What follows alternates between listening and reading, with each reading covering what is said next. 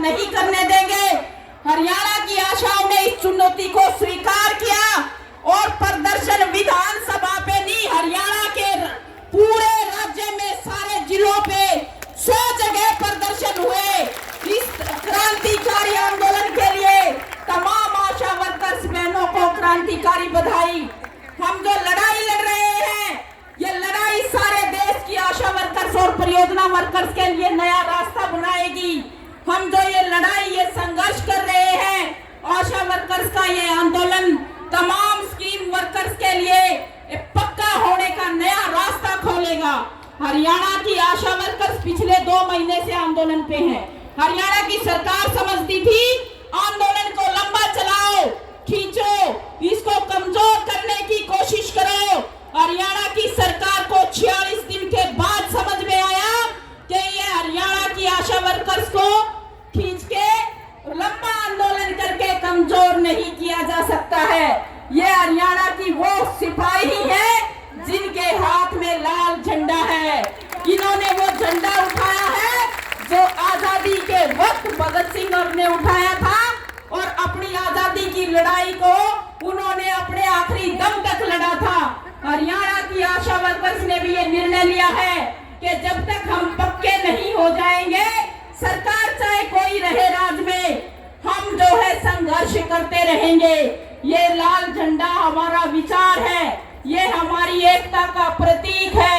ये हमें सिखाता है कि एक होकर के अगर हम संघर्ष करेंगे तो तानाशाह से तानाशाह सरकार का हम मुकाबला कर सकते हैं, और वो हमने करके दिखाया है। अब सरकार ये कह रही है कि हम एग्जामिनेशन कर रहे हैं।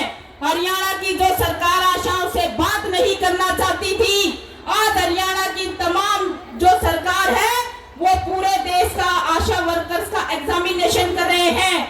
वो कह रहे हैं हम होमवर्क कर रहे हैं। 29 सितंबर को 1 सप्ताह का टाइम मांगा सरकार ने, हमने 1 सप्ताह का टाइम दिया। आज ठीक है, 1 सप्ताह के बाद हम रैली कर रहे हैं और हम हरियाणा की सरकार को इस मंच के माध्यम से याद दिलाना चाहते हैं कि 1 सप्ताह हो चुका है, हम इंतजार कर रहे थे और आज हमारे इंतजार का आखिरी दिन है। जिस जगह पे हमारा आंदोलन पहुंचा हुआ था, जिस तरीके से गांव-गांव में आशा वर्कर्स ने हरियाणा के मंत्रियों, विधायकों को उनके जन संवाद प्रोग्राम्स में घेरा, उनसे जवाब मांगे, और हरियाणा सरकार के तमाम प्रोग्राम्स आशा वर्कर्स की एकता ने रोक दिए। तमाम प्रोग्राम छोड़ करके सरकार को आशा की मांगों पर आज मंथन करना पड़ रहा है।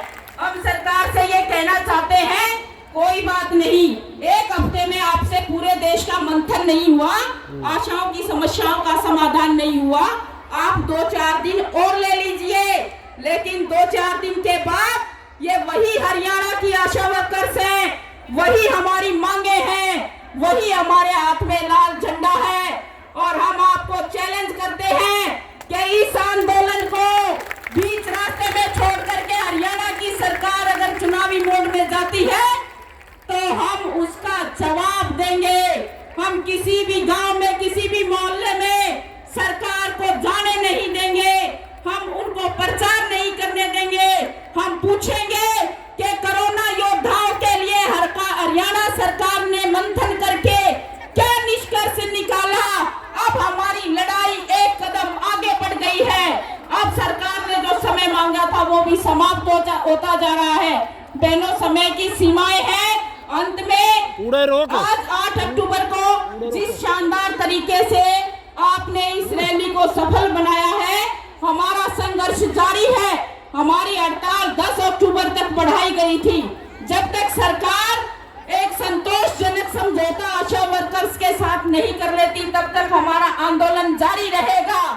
और आने वाली 30 अक्टूबर को, इसी 30 अक्टूबर को जिस तरीके से केंद्र और राज्य सरकार मिलकर आशाओं का, परियोजना वर्कर्स का शोषण कर रही है और बचाव का रास्ता ढूंढती है, जब हम केंद्र सरकार के दरवाजे पे प्रदर्शन करते हैं तो कहते हैं कि आप राज्यों में काम करते हैं, राज्य सरकारों से बात कीजिए।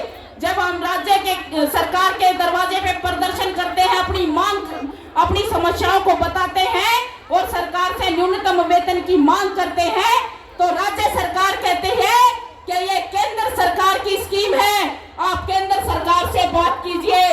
अब हरियाणा की आशाओं ने इस 2 महीने के आंदोलन में, इस हड़ताल में यह तय किया है कि हरियाणा की आशा वर्कर्स पूरे देश में इस आंदोलन का संदेश देंगी और हम मिल करके केंद्र और राज्य सरकार से एक ही समय में जवाब मांगेंगे कि इस महिलाओं की मेहनत की चोरी कब तक करते रहोगे। मोदी साहब को भी जवाब देना पड़ेगा, खट्टर साहब को भी जवाब देना पड़ेगा। जब तक आशाओं के साथ केंद्र और राज्य सरकार मिलकर के जो है सम्मानजनक समझौता नहीं करती, ये आंदोलन, ये ललकार तब तक जारी रहेगी।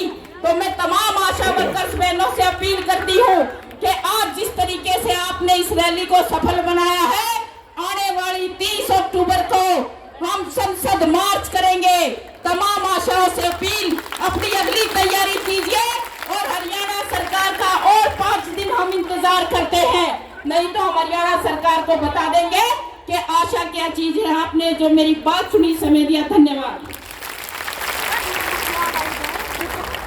धन्यवाद साथी सुनीता का, बहुत ही जोशीले तरीके से बातचीत आप लोगों के बीच में रखी है। और आप सभी, गर्मी बहुत ज्यादा है, आप परेशान भी होंगे, लेकिन हमारे संघर्ष के अंदर जितनी गर्मी है उतनी गर्मी नहीं है, हमारी खुद की गर्मी बहुत ज्यादा है जो हरियाणा की सरकार को आज तपाएगी। यहाँ करनाल के अंदर हमारे बीच में